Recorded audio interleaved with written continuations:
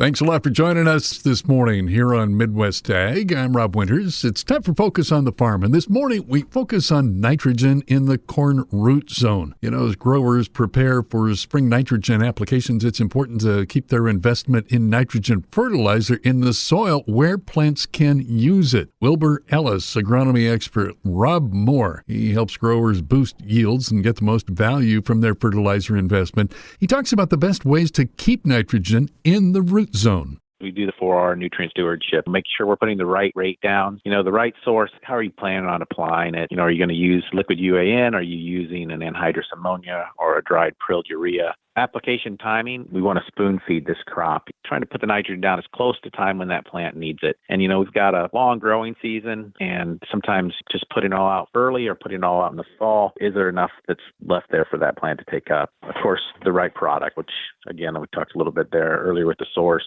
having the right product down for what you're shooting for. A soil test is a great idea to determine exactly how much of last year's nutrients remain in the soil going into the new season.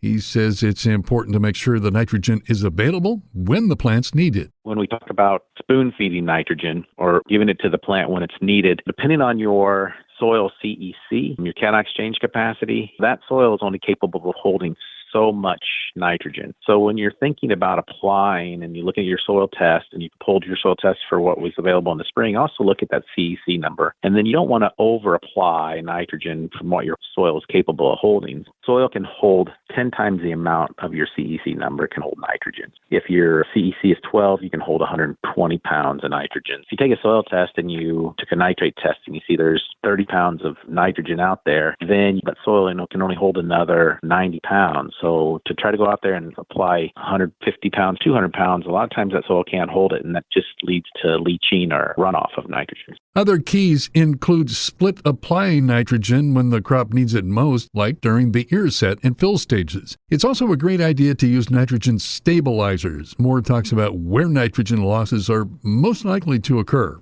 If we apply nitrogen to the top of the soil and we don't get it worked in, we can have volatilization and you losing all that. You can also have runoff. So if you get big rains after you apply nitrogen, literally it can leave the field just by the water leaving the field, and you can have quite a bit of runoff. When ammonium turns to nitrate, it's a negative charge, and our cation exchange capacity is negative as well. And so what you end up doing is detracts and actually pushes it down into, what could be into the groundwater or into your tile lines. And last, in saturated soils, you can have denitrification, and that gives that nitrogen off as a gas into the atmosphere. You can find out more at WilburEllisAgribusiness.com. Stick around. Coley and Cavanaugh coming up here in just a moment to talk about this week's market activity.